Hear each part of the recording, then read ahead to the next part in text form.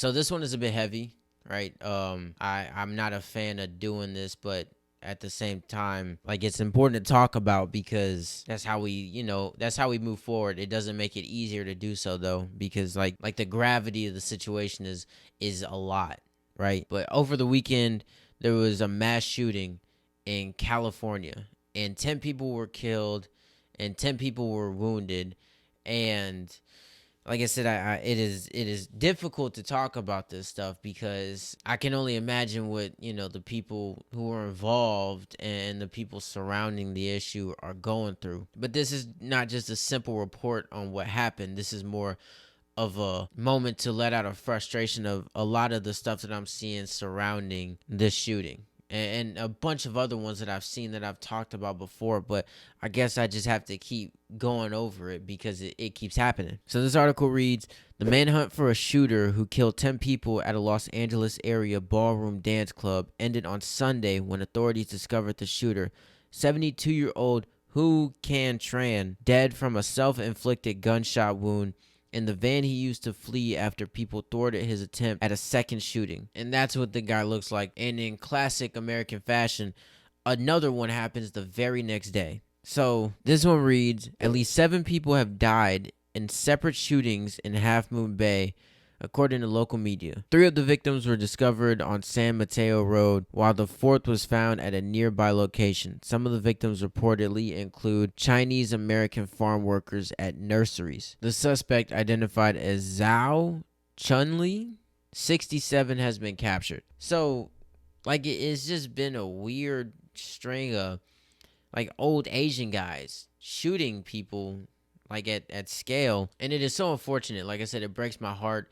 It's not abnormal for these to happen in this country, where someone carries out a mass shooting and then more follow as a result. It is unfortunate though, and I feel like we're kind of becoming desensitized to it because you see these political leaders, they'll tweet basically the exact same thing. I feel like they just have it at the ready, right? I'm sorry, my condolences, this has to stop, X, Y, and Z, right? They already have it at the ready. But that's not even my real frustration. I expect that from them, right? I expect them to tweet and do absolutely nothing, right? That is what they are there for. They have tricked everyone into getting elected to sit on their hands for 2, 4, 8 years or the rest of their freaking lives and not do anything, right? I expect that. What is absolutely frustrating is when the people who are most affected by what goes on in this country based on the policies that are passed are sucked into that crap as well. They're sucked into that political game,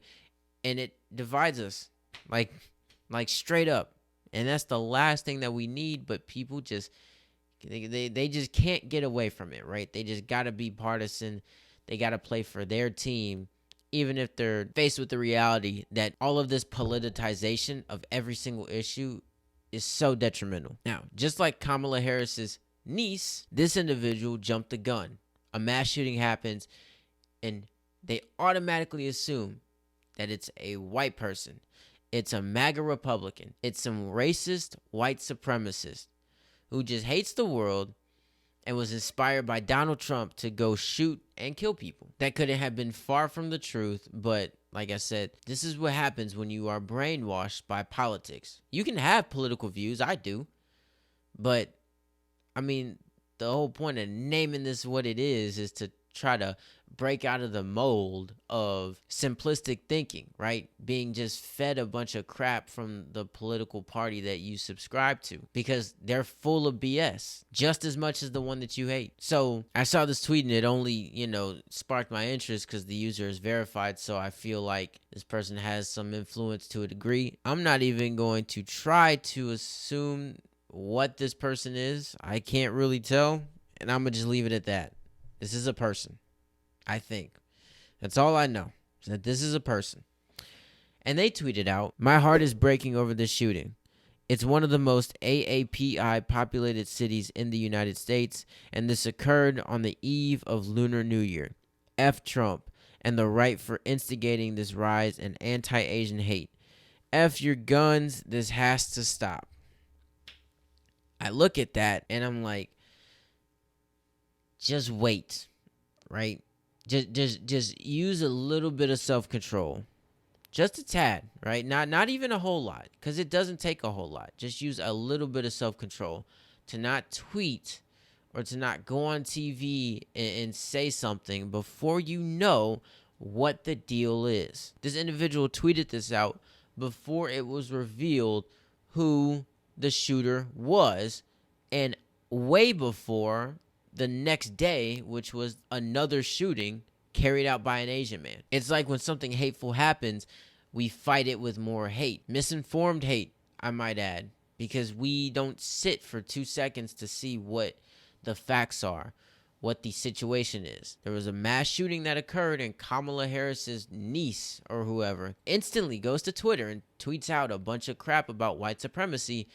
Turns out the guy who carried out the mass shooting isn't even white. So making these about the race of the person is so unfortunate. And like I said, it used to make me really, really angry, but it just makes me more sad because there are people out here like this who are so blinded and brainwashed by politics that any ounce of empathy that they had is completely overshadowed by their innate desire to politicize everything. There is a problem in this country. Yes. Talked about it before. Guns possess a problem in twofold, right? Number one, not enough people are informed about guns. You got people on Fox News talking about AR means automatic rifle. What does AR stand for? It is automatic rifle.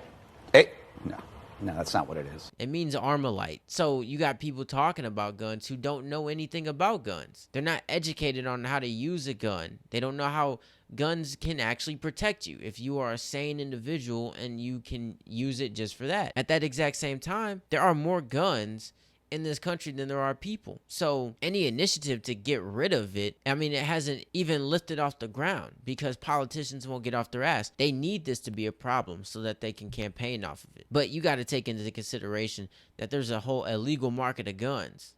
So if you make legal guns illegal for law-abiding citizens, well, you have just opened the floodgates to criminals. That's why they are criminals, because they don't care about the law. As long as they can cause harm, they're good. So if there's any real initiative to get rid of guns, well, they're not doing much in that regard. So both sides are effed, and people are just kind of floating in the middle because they would much rather argue about skin color and political ideologies than actually solving real issues. This is sick. Straight up. Not only carrying out a mass shooting, but then having crazy people come behind you and blame somebody who's not even the president anymore. That's so weird and disgusting, right? I don't know how you'd be able to look yourself in the mirror after doing that. And if you did, I mean, like there's got to be some sense of realization that, man, my entire life is consumed by a political ideology so much that I'm currently incapable of formulating an original thought that has not been derived from one of these politicians. Like I said, there's nothing wrong with having a political view or subscribing to a certain ideology, but do not let it consume you to the point where you allow it to corrupt your humanity, because that's more important than whatever these freaking baseless politicians are saying or have to offer. Rest in peace to all of these people. With that being said, please think for yourself.